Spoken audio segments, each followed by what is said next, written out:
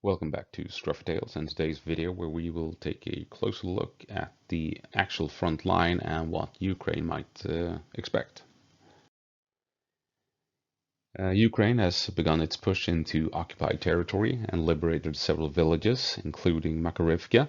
If you watch my previous video, The Road Ahead, you will find out where Makarivka is located on the grander scale of things. And the next town to be liberated by Ukraine is the town of Staromaiorske. And in this video we will take a look at what Ukraine can expect in that fight. Right, let's see if this works.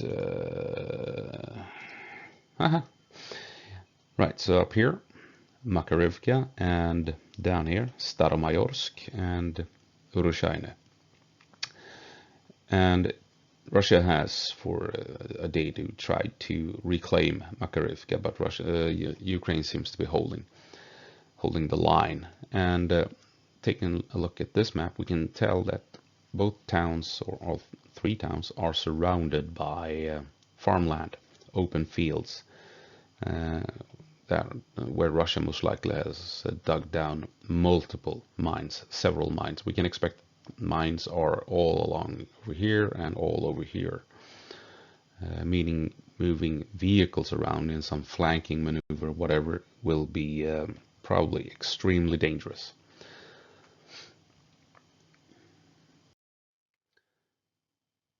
And taking an even closer look at the point of contact, up here we have Makarivka, southern end, and here we have the north end of Staromaiorske and the Russian lines.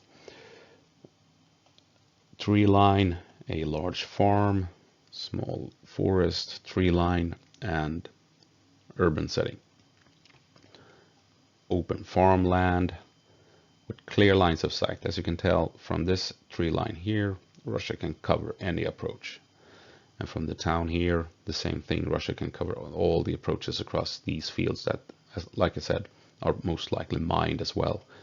And from the trees down here, from the small forest or woods, Russia can cover the approach along the river. So it's a tough nut to crack, no doubt.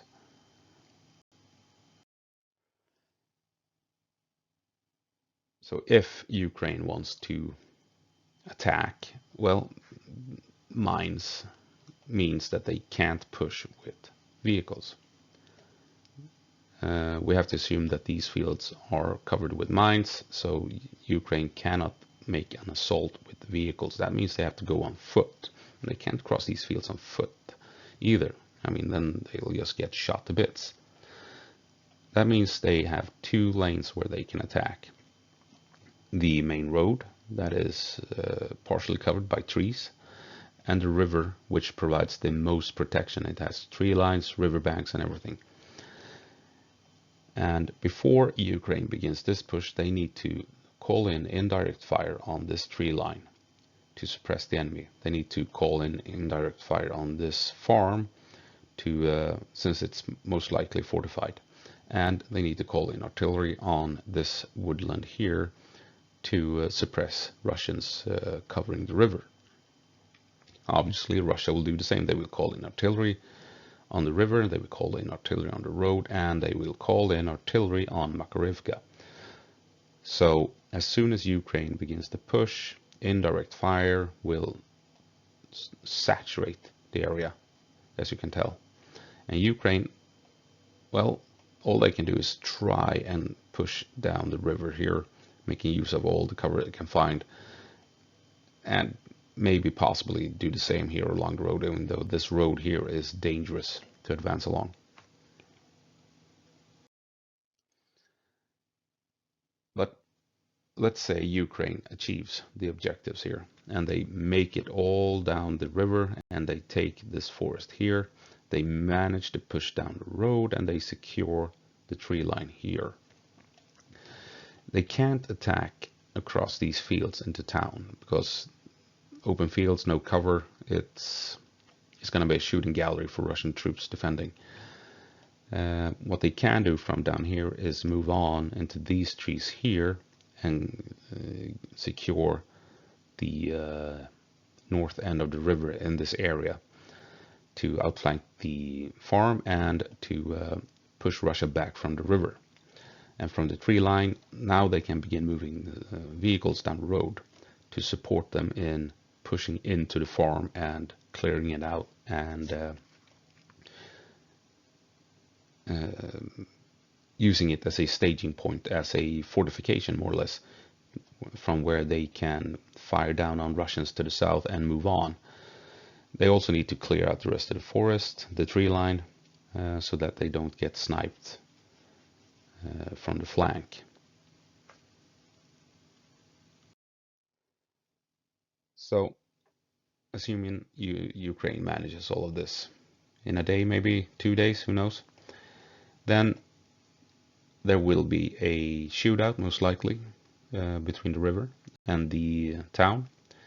Ukraine won't cross here. This is no man's land, so they will be firing back and forth here. Same thing goes over here, no man's land. No one will try and cross these open fields, so Ukraine will be firing from the farm, from the tree line, and Russia will return fire from the town.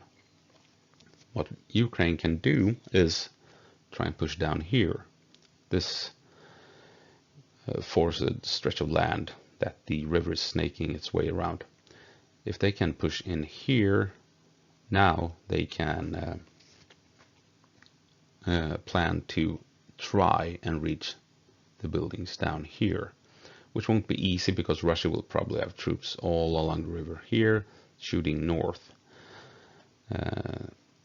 And Ukraine can also try and move down here along the river where there's the most cover, and try and secure this area here in order to prepare a breach of the town in this area here. Again, Russia will probably be all along the river firing across the fields. So this is a no man's land, no man's land, and no man's land. The only points of contact will be here and here. And again, moving out on the flanks probably won't happen because of mines. Same thing goes over here. So if Ukraine gets down to this area, as you can tell, they can then move into the buildings here. But that's not going to happen without a fight. Russia will be in these buildings, firing down here. They will control these buildings, firing here. They will troops in this tree line here, firing north. So they are going to be shot at from 3 sides.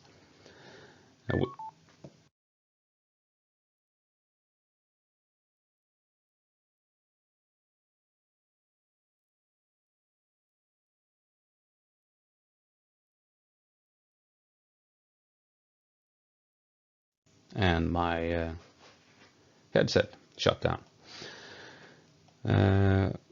So what Ukraine can do at this point is move vehicles down here and try and set them up along the edge of the river and provide fire support, together with indirect fire, obviously, at these locations.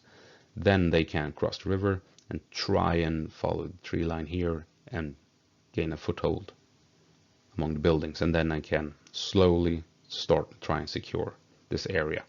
This gives them the option to attack further into town and also outflank the Russians down here in the river, possibly even start moving along the river here and securing it.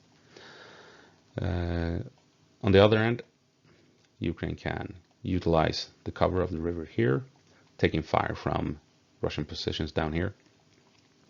To this area, they can start moving in vehicles to support them, provide fire support, and then breach the town, secure these buildings, and start moving south, moving down the river, and fire across these fields into enemy locations. And there won't be anyone crossing here. This is no man's land. Russians will be all over here firing north. Ukraine will be here and here firing south.